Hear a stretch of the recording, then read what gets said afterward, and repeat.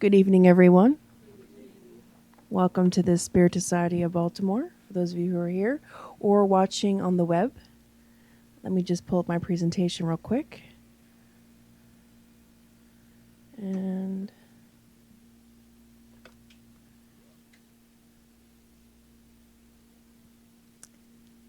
who here knows what tolerance means? Can anyone give me the definition? Any brave souls? I'm told to be gentle. Sometimes listening to your husband works. Rare occasions. Does anyone know what tolerance means? Jeanette, thank you.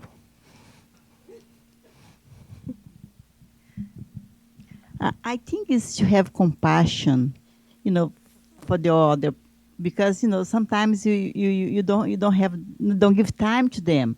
I think it's compassion is my word. I like it. Does anyone else want to add to that? Alba? I think it's understand others' errors and mistakes and not judge them by only errors and mistakes, but understand that we are also fail. So it's All good answers. Anybody else want to interject? Want to share anything? Okay.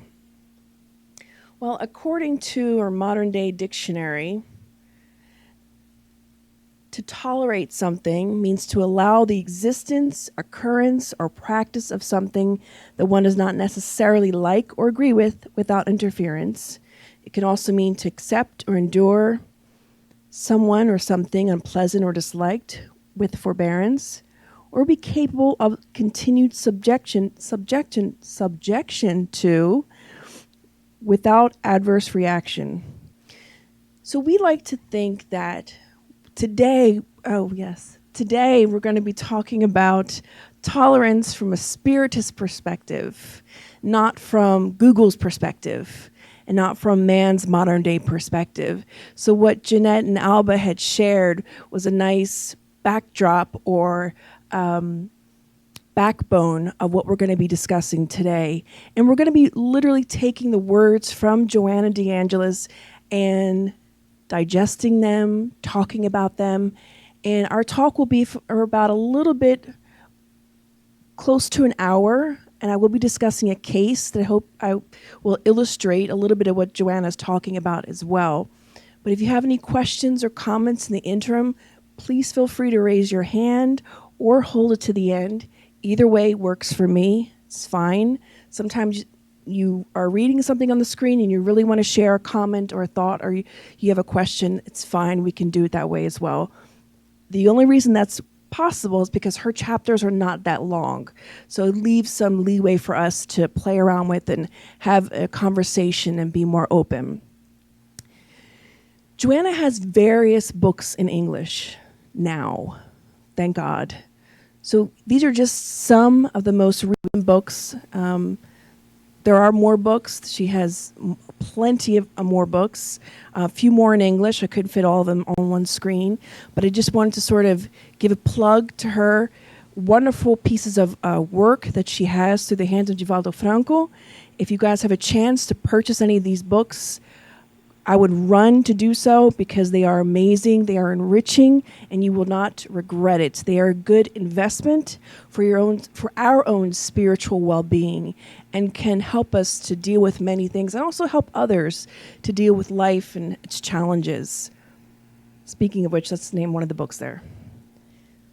So Joanna starts out this chapter talking from a psychological perspective. She says, in terms of in-depth psychology, the issue of judging other people's wrongs is a seriously inhumane act toward the one who erred. Those are powerful words. Inhumane. If you think of the definition of inhumane, we think of things like torture. We think of things of abuse, really harsh things. She uses this word, inhumane when we judge others. Let's take that in for a second and reflect within ourselves.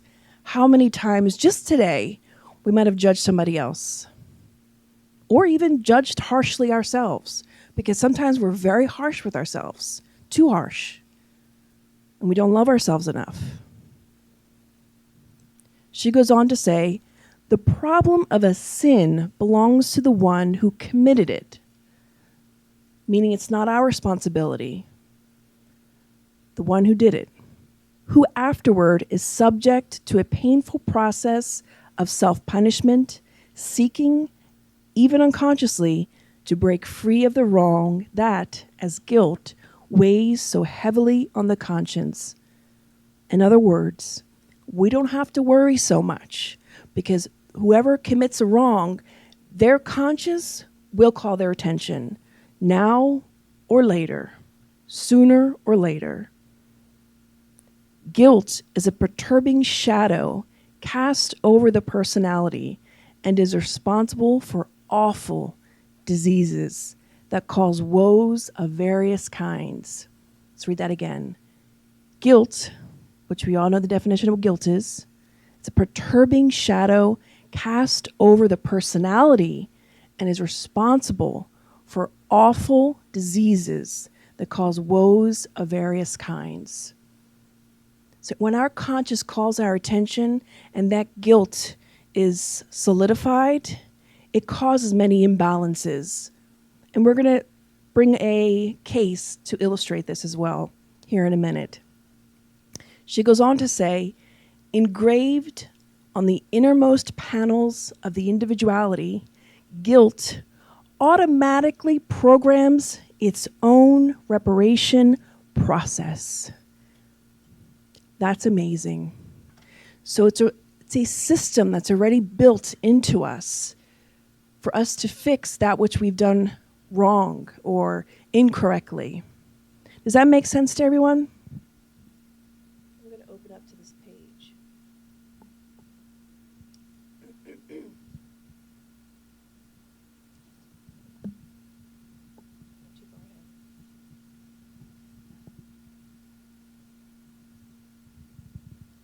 I wanted to read directly out of the book something else.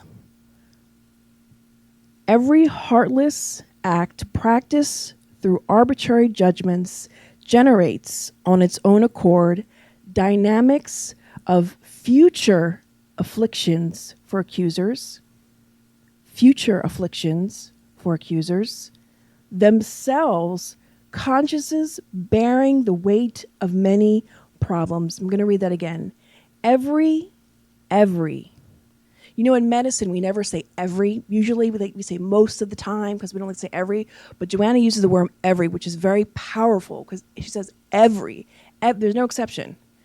Every heartless act practiced through arbitrary judgment generates on its own accord dynamics of future afflictions for accusers, themselves consciences bearing the weight of many problems. Judging the actions of others as incorrect, accusers project their own shadow in the form of self-justification, which will not rid them of their own blemishes. So, first talking about the heartless acts practiced through arbitrary judgments and future afflictions it causes. So we are signing our own future reincarnatory plan with every action we make, especially the ones where we go astray, where we hurt people, intentionally or not. We are signing our name to the book of life to say, I'm going to be enduring this in the future because whatever we must endure will happen. It is unavoidable. I'm not going to go into too much in depth of, in this book, talks more about it, and I highly recommend it. The book Action and Reaction. Leo and I did a study series, and it's on the Spiritist Network, Daniel, right? YouTube channel, and it's highlights of this book. This book is an excellent book to illustrate the attenuation of God's love to, God's not, eye for an eye. There is an attenuation of when we do something wrong. We're not going to go too much into depth to that today, but I did want to highly recommend this book. If you have not read this book, you are missing out. This book is full of cases, real cases, if you want to believe that, told by the Spirit, Andrea Louise. It's riveting if you like novellas or soap operas, or if you like action-packed stuff or things that are just really fascinating. You got to get this book and the whole collection of Andrea Louise. But I wanted to help us make it more concrete to see an example. So I wanted to bring this case from this book, Action Reaction. This is the case of Pollyanna and Sabino. It's in chapter 13. So this particular case is of a mother and son. Let me start out by saying this mother and son, they are living in a very humble, to say the least, shack. Not a house, not a tent, a shack. If any of you have ever visited third world countries, you might know what a shack is. It's just pieces of wood put together. Usually I don't think there's any form of internal plumbing or anything like that, or running water. It's just a small 4-walled location, not nice. So in this particular shack lives a mother and a son. Now the mother, Pollyanna, son is Sabino. Today they both live in poverty in this shack, and the mother has to beg for money and food from strangers. That is her life, day in and day out. Her son is not a healthy boy. He was born paralyzed, mentally impaired, a dwarf, hearing and speech impaired, and his physical form is deformed, which is a part of his redemptive process, which we'll talk about.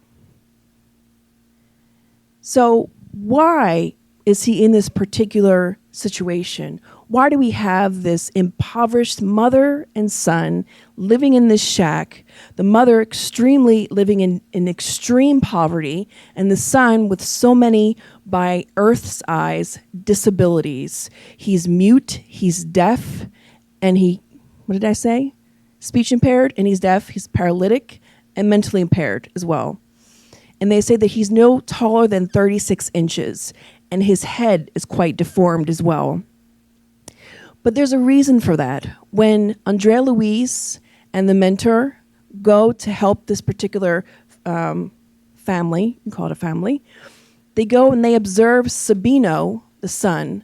Now Sabino, if the spirits were to talk to him, because he's hearing impaired, he won't be able to hear them. So they have to use thought transmission. So the mentors speak to him and begin to extract his own thoughts and hear what he's thinking about. So as they observed him stuck in his own mind, he himself was not aware of his current condition. He didn't know that he was a dwarf. He didn't know that he was blind or speech mute, or any of those things. In his mind, he was still this great courtier or baron way back in the time of Edwardian time and Victorian time, wherein the court was a big deal. And he committed many, many crimes. So when Andrea Louise was describing the scenery in the thought forms, they noticed blood streaked all through this scenery. And when they asked Sabino, what does that blood streak mean? And he says, well, this is a part of what I had to do to gain my position and my wealth, as if it were something normal. And when they observed Sabino even longer, they noticed that this particular woman, in each incarnation that they were sort of getting out of him, when they were doing this sort of past life regression with him, they noticed that each lifetime, this particular woman was always with him and was always his accomplice. And that woman today, they noticed, was his mother. So the accomplice of yesterday was his mother of today.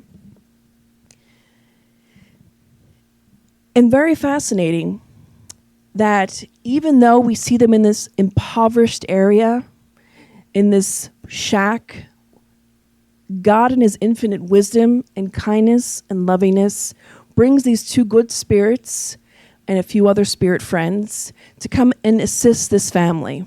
But why are we bringing this story about Pollyanna and Sabino?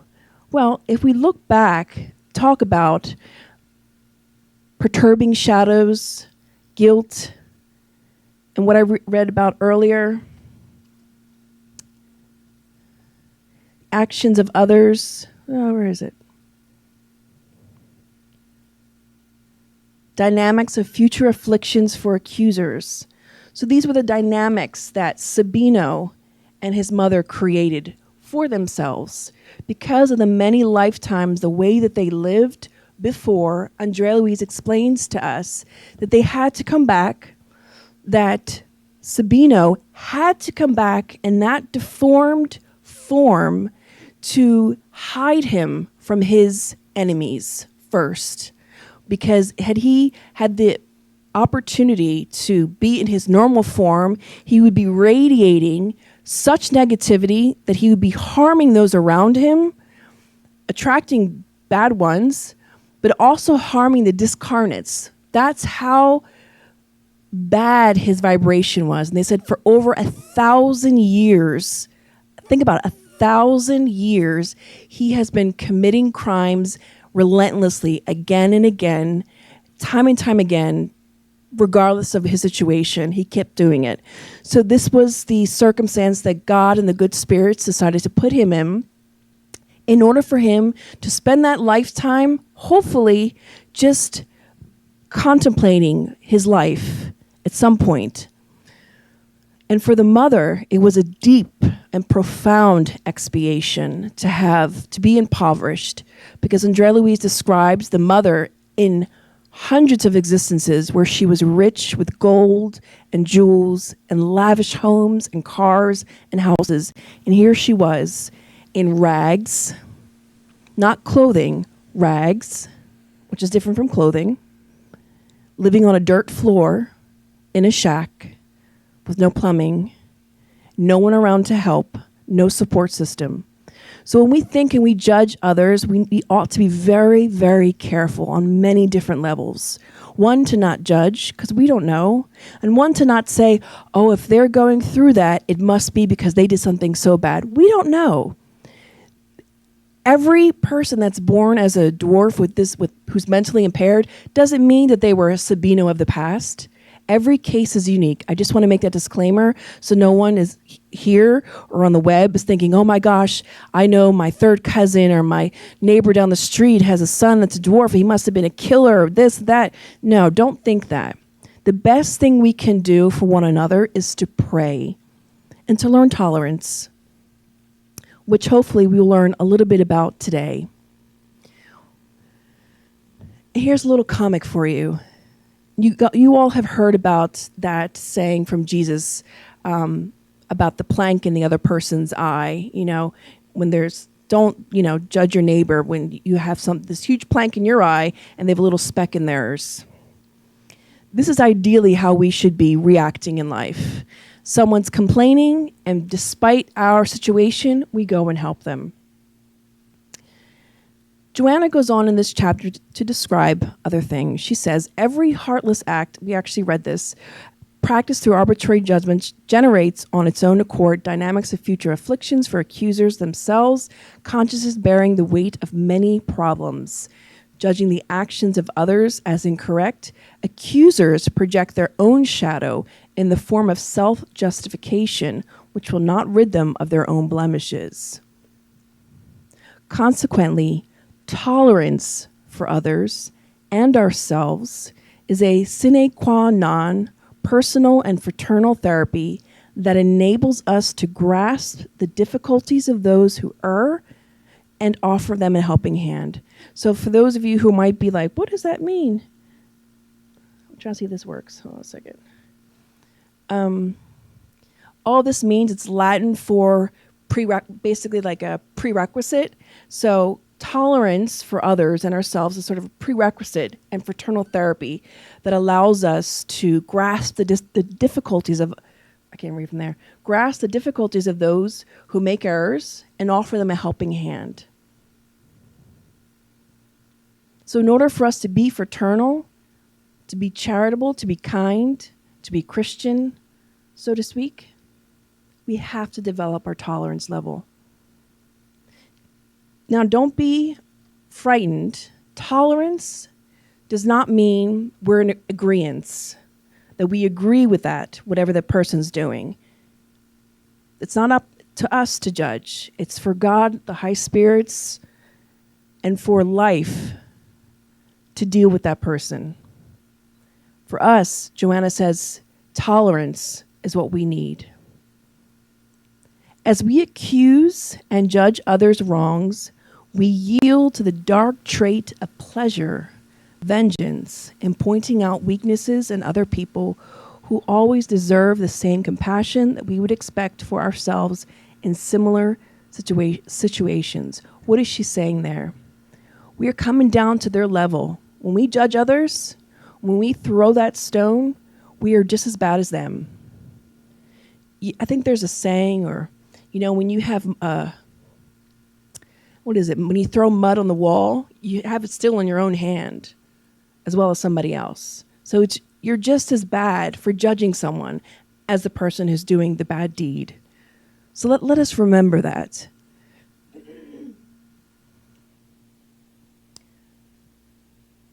Now we bring in Jesus, or Joanna brings in Jesus, to help us to understand how we should be living, what our life should look like, what our posture should be towards life. She says, Jesus was always very strict when teaching those who judged other people's behavior.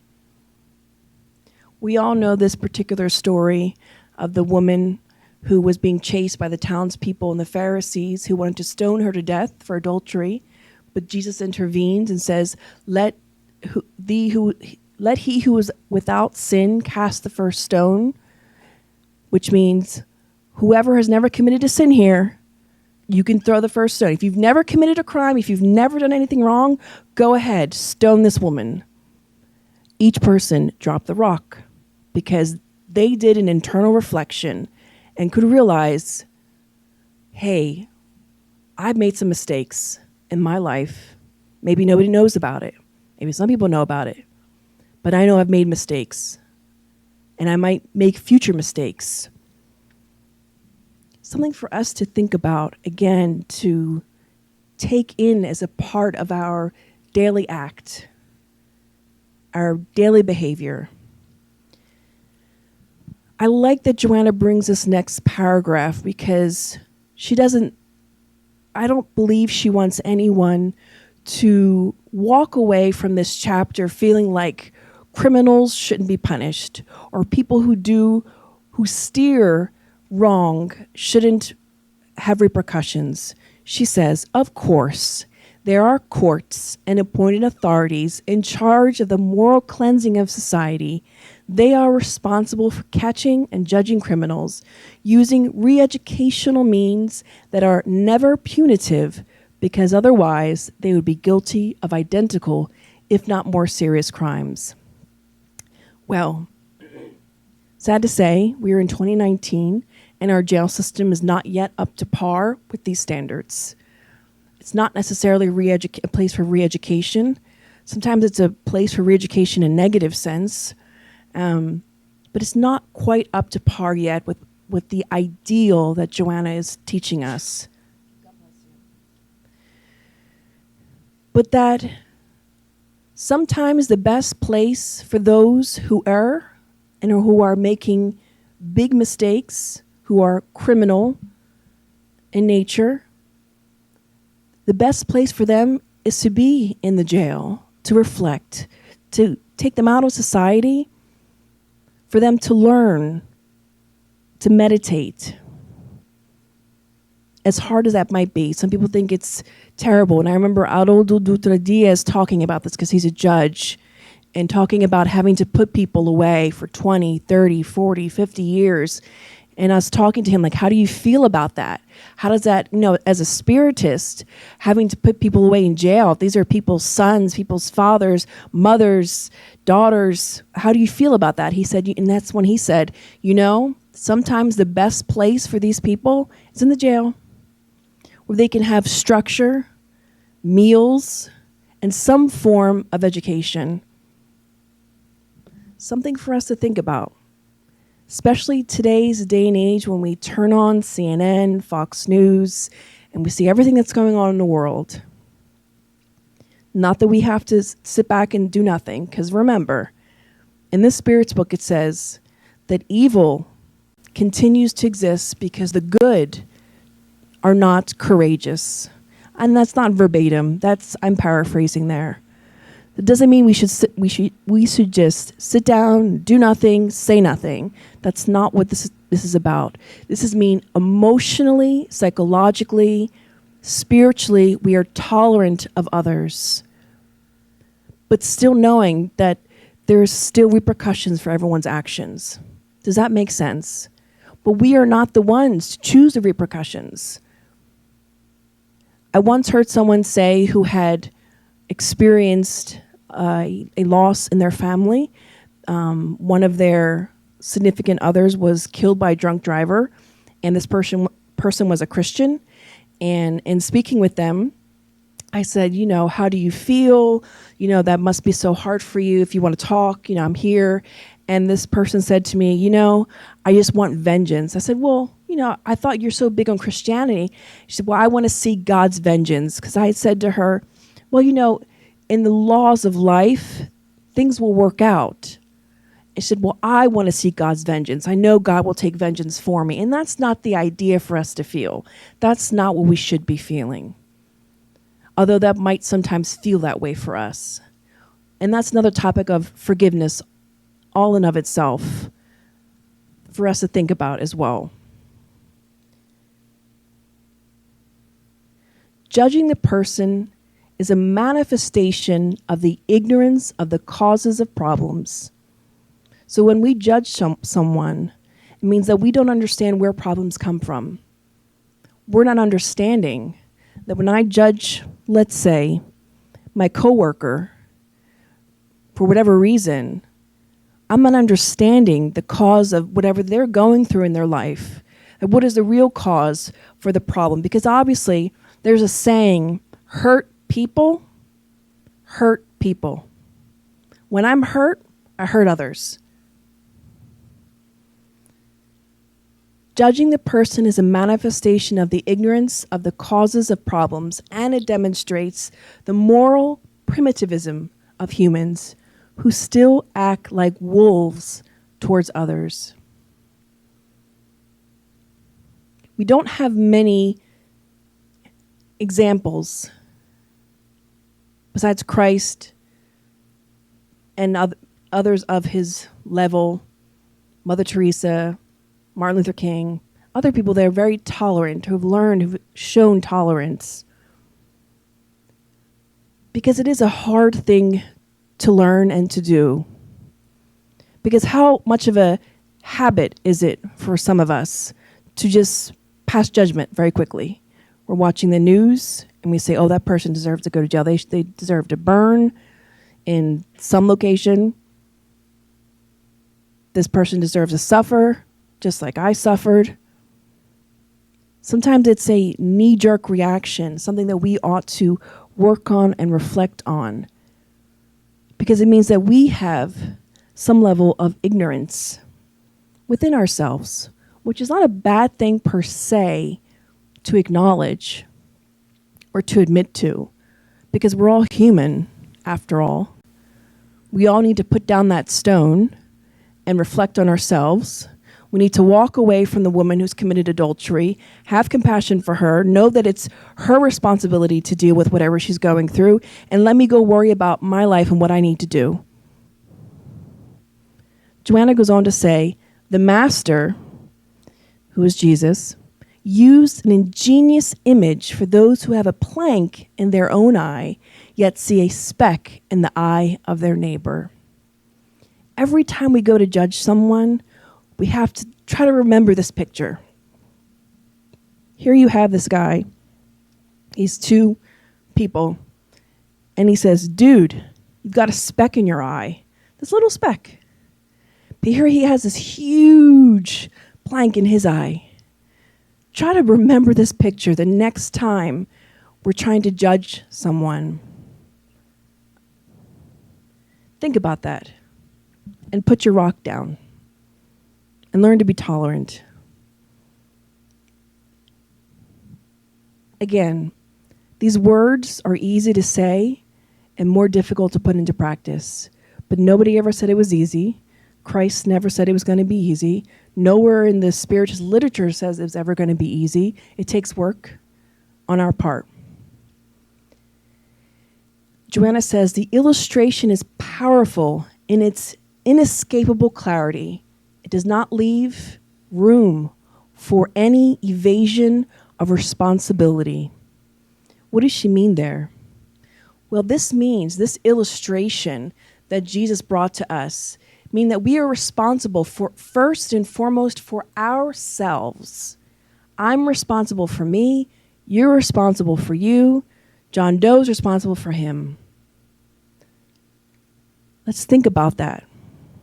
The next time we go to judge someone or pass judgment, we're not the ones responsible for doing those things. Doesn't mean that we shouldn't also pray, work towards goodness in our life. Doesn't mean we just take it sitting down. Tolerance is something all different together from a Spiritist perspective. She goes on to talk about Christ when she says, when faced with the afflicted, wayward, wicked, and maniacal multitudes, he did not judge them, but was taken with compassion and helped them instead. Now think about all those in the world that are afflicted, wayward, not on the right path, wicked or maniacal, which is even worse, perverse kind of people. He never judged them, but was taken with compassion and helped them. That is an attitude that is to be developed. I don't believe it's something that we are just pop out of the womb and boom, we have it. It's something that we really need to work towards. Even in small doses, whether it's being tolerant of your mailman who keeps putting your neighbor's mail in your mailbox, or your cat who keeps peeing in that same spot in your carpet, or your coworker who keeps, drinking all the coffee and not leaving some for anybody else, or who eats all the donuts first before you get there. The small things Joanna teaches us to start with. And then we can address and handle the larger aspects of life if we can begin to master the smaller ones. She goes on to say about Christ, of course, he did not solve every problem or assist all those who wanted him to. Nonetheless, he was compassionate and loved them, enveloping everyone in tenderness, always teaching the means of liberation to find peace.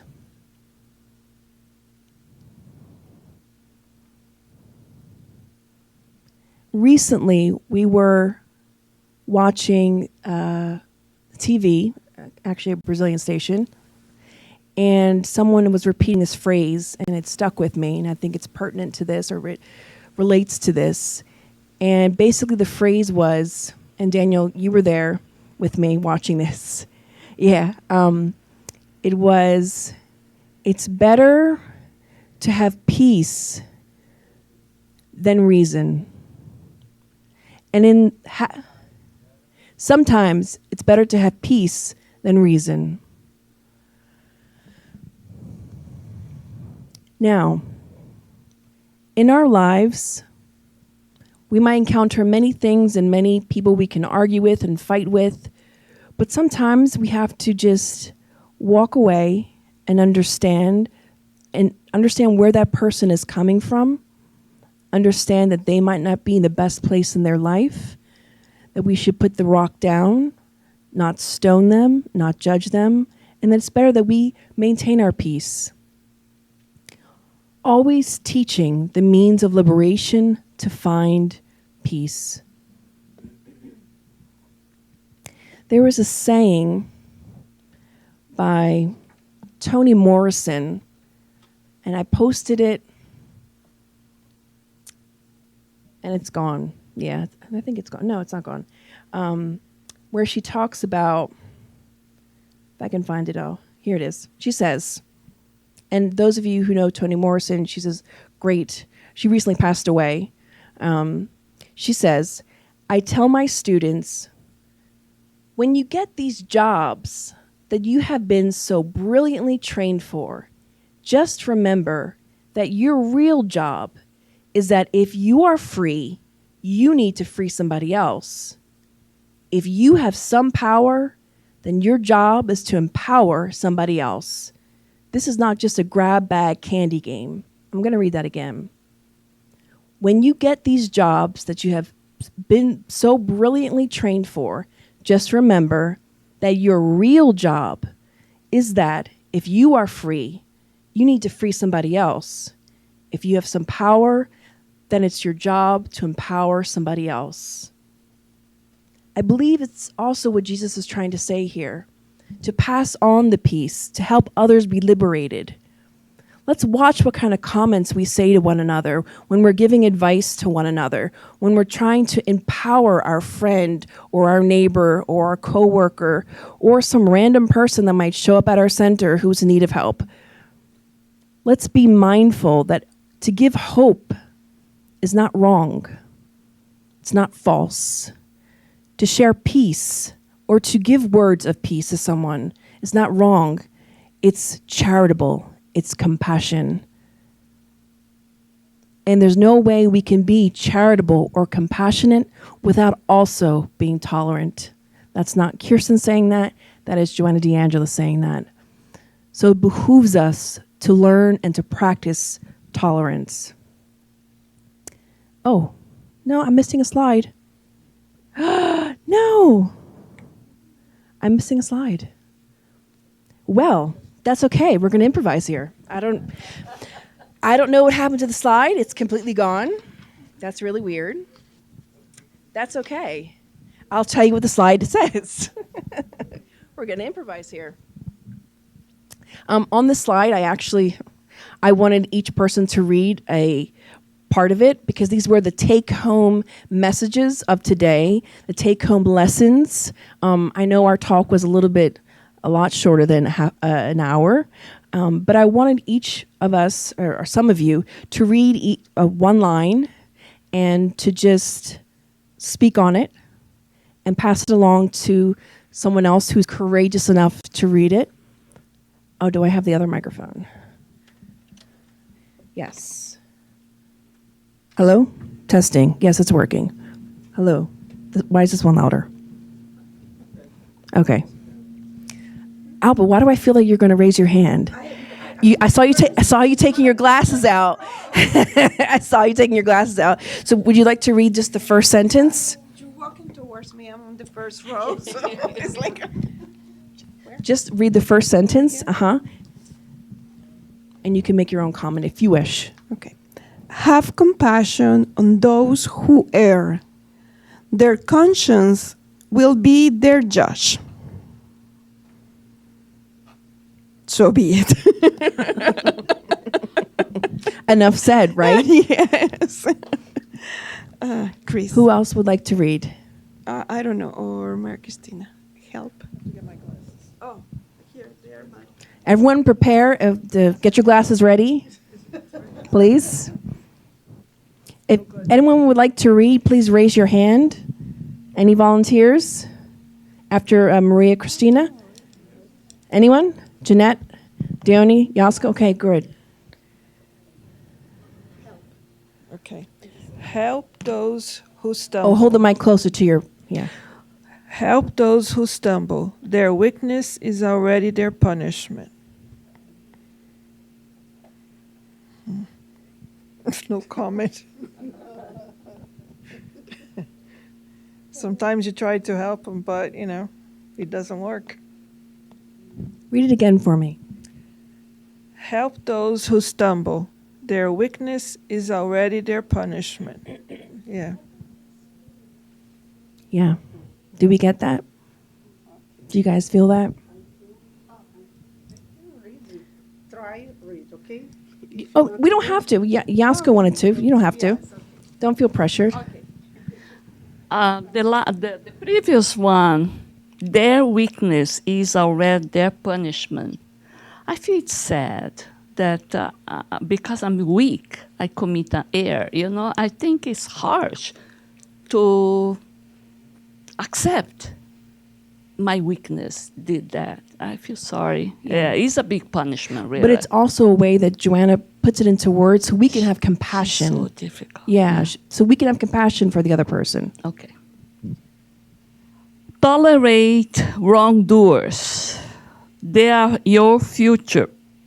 Should you not be strong enough to proceed rightly? Oh, God. She is difficult. What a prediction of my future. She's harsh. Oh, so tolerate wrongdoers. So if I am a wrongdoer, I will have a future that is not so peaceful for me.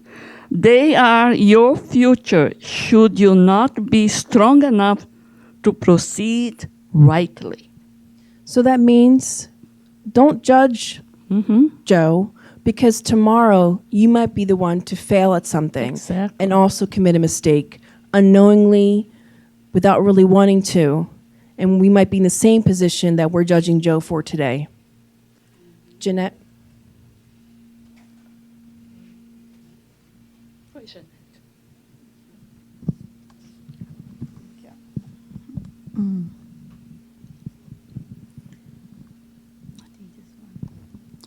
Your tolerance towards the unfortunate will become the emotional measure of compassion yourself will receive when your own time comes. For no one is blameless or perfect. It's kind of like the forgiveness we give to others will be the forgiveness that we receive. Because we're not perfect.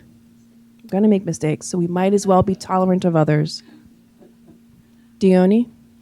It's the end. She the read end? the last one. Oh, she read the last one. Oh, okay. Yeah. I'm not there with the book. Perfect. Unless you want. No, No, it's nope, the end. nope. It's the end. Yeah, the chapter. Yeah. Oh, and okay. Oh. Thank you. Someone like to say something? Oh, okay. Oh, okay. Yeah, I mean, she really is straight to the point. Have compassion on those who err. Their conscience will be their judge. Help those who stumble. Their weakness is already their punishment. Tolerate wrongdoers. They are your future, should you not be strong enough to proceed rightly. Your tolerance toward the unfortunate will become the emotional measure of compassion you yourself will receive when your own time comes, for no one is blameless or perfect. So it behooves us to practice tolerance in order for us to be truly charitable and loving towards others.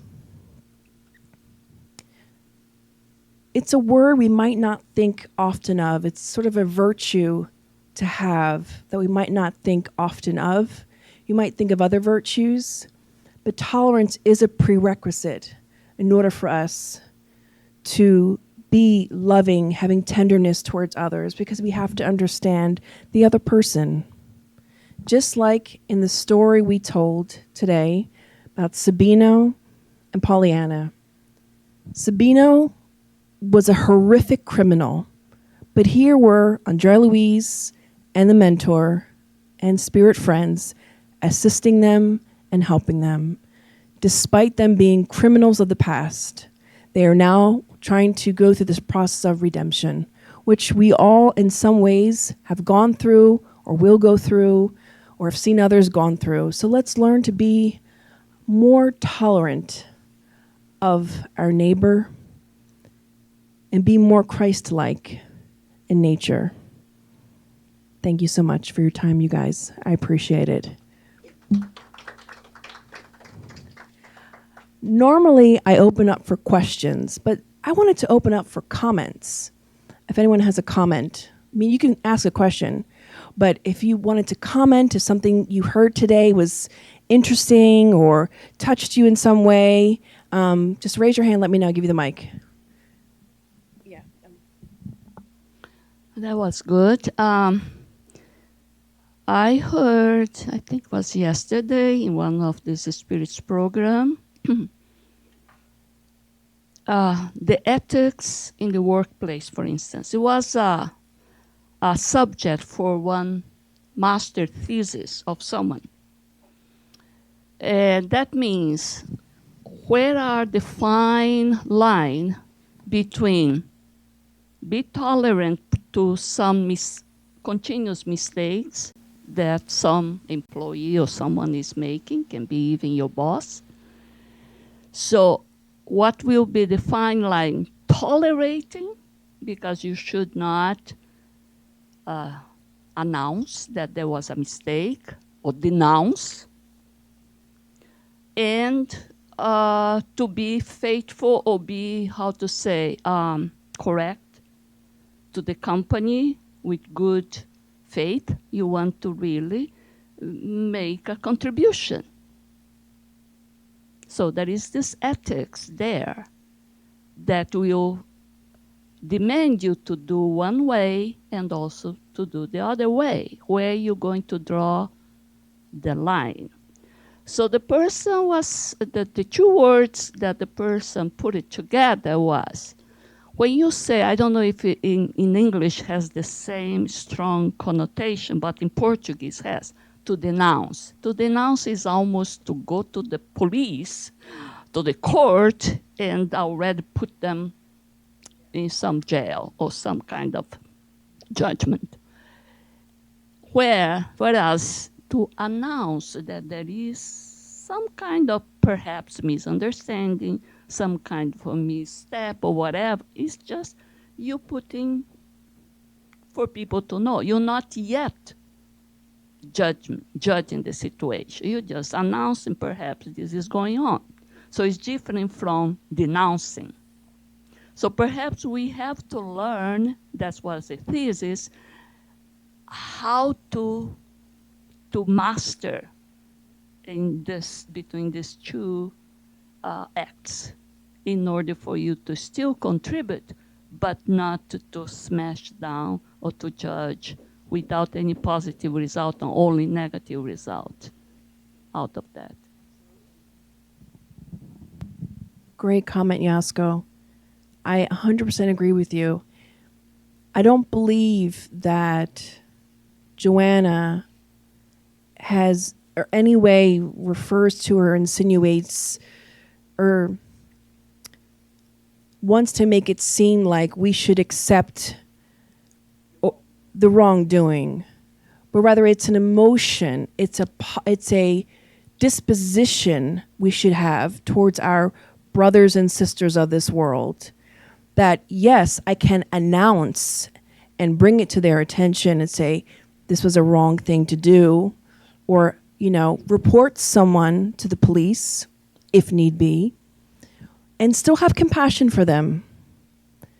It was Pope John Paul the fourth or fifth? Second? How do you all know what I'm about to say? Okay, that works. That was also on my slide. There was a picture of this particular pope who someone had tried to assassinate him. And there's this famous picture of him talking to the man in jail. So this is a perfect example of tolerance, where he doesn't take away from what this person has done. They must pay back to society, to the laws of life, what he did. But Pope John Paul also recognized that he needed to give his forgiveness, be tolerant of his brother who's not ill. I mean, who is ill. He understood the cause of problems, as Joanna said. That obviously this man was unbalanced, had other issues going on, that he was projecting his own issues onto the Pope. And the Pope got that.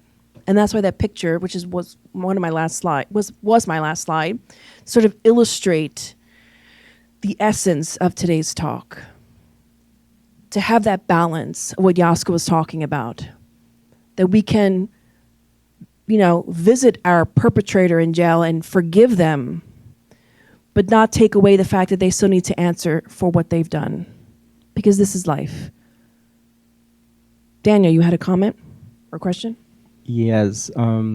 First of all, thank you so much. This is a very appropriate topic for the situation that we are living here in this country, especially with what happened the last couple weekends. My comment is about the divine laws. One of the divine laws that we learn in Spiritism says that the law is just, love, and charity. So when we see that law, we perfectly understand this chapter that Joanna de Angelis talk about Jesus and tolerance. I think what he asked when you has just mentioned about we should be just. If you commit a crime, there is a consequence. But the question is how we going to apply this justice. Is an educational justice that will make that person reflect? How are we going to point out people's mistake? What is our intention? Is to humiliate or to call the attention for the person to watch out, what he or she is doing? If the person is doing something that harm other people or society, is our obligation to call upon the authorities. We cannot just, no, I'm not going to say anything. Because then we are helping that behavior to continue.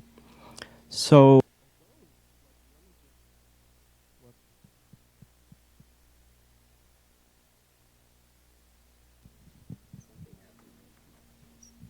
although Joanna seems very rushed, as Yasko always point out about the way she emphasized. I think she really wanted to put the bar very high for us. There is no sugarcoating here. We are in a planet of trial and expiation. We must comply with the law. And when we talk about the law, it's not the human law. It's God's law that is infallible.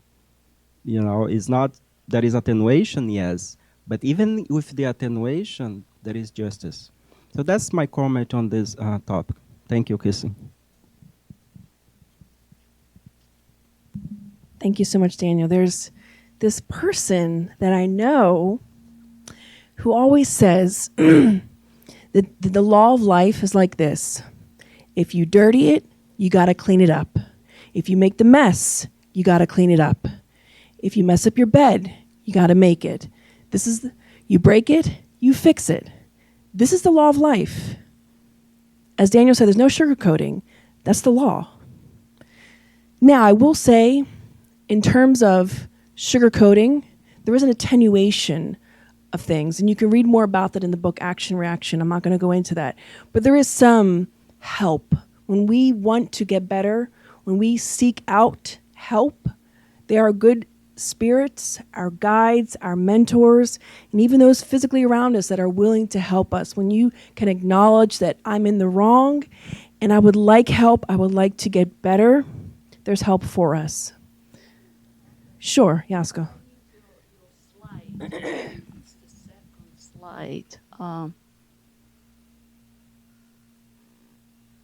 Let me see. Oh, no, yeah. One more. Oops. Guilt is something guilt in the end. Oh, so it's more. No, I think it was in the beginning, really. It was the beginning.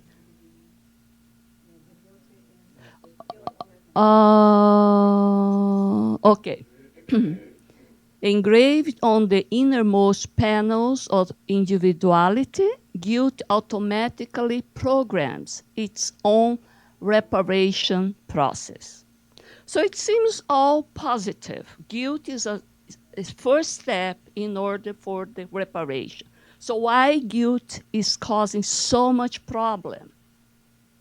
So much problem in our psychological, causing some psychological imbalance, causing some even physical disease. I was comparing this to our immune system.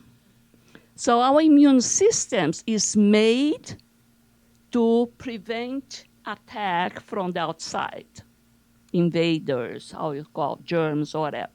But sometimes our body reacts too much and too long. Then becomes allergic reaction, hypersensitivity. So when the guilt lasts longer than it's needed, it passed already the reparation process. Now it's getting to be damaging.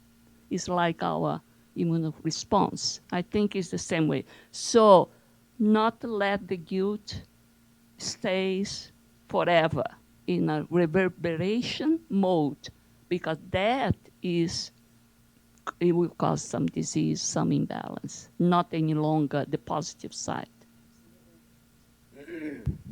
Thank you for pointing that out, Yasko. And as you're mentioning that, came to mind this particular book, Existential Conflicts by Joanna de Angelis. There's a chapter in here, it's entitled Guilt, where she really dives into the thick of it. It's chapter 6, page 61 of this book. And it's fascinating what she talks about guilt, because she helps us to understand that there's sort of, to my memory, guilt goes two ways. Either it can sort of become, and these are my words, not hers, it's sort of a calcification to a point where we become so engrossed where we can do nothing else but think about our guilt and feel our guilt, and we can't live and we become so sick and ill. Then there's the other kind of guilt where we can recognize what we've done wrong and we begin the reparation process. That's the step we want to take. We don't want to take the step where we become so obsessed with what we did wrong that we cannot move forward. In the book, that's by Manuel Filomeno de Miranda. We studied it here at the SSB. Torments of Obsession. Thank you, mentors. There's a chapter in there that talks about a person who died, who had so much guilt that they were poisoning themselves. There was spewing out of the top part of their head, and this is in the spirit realm. It was just constant gray matter and negativity constantly enveloping him, that he became sort of like an ovoid, I believe. A cocoon, thank you, like a cocooned in his own muck stuff, bad stuff, because he couldn't stop it. It just kept going and going, where they had to actually perform a spiritual surgery to cut it off in order to even, for him to even begin his reparation process, to wake up, to understand. He would, he was a politician. Thank you, Daniel. I didn't want to get in depth into the case, but the point of the case is that we shouldn't go down that pathway, as Yasko was sharing. Thank you, Yasko, for reminding us. And that's another plug for that. Did I put it away already? Yes, I did. Okay. It's another plug for that book, Existential Conflicts. Talks about various different emotions that we experience and the conflicts that come along with it. If you don't have that book, you need that book. It's sort of a guideline for our lives of how to deal with all the emotions that come up in our lives. So, without wanting to take up too much of your time this evening, I thank you all so much for your comments and your feedback. Really appreciate it. Go and do your own study and read and be blessed. And let us now switch to the second part of our meeting today, which is our passes session.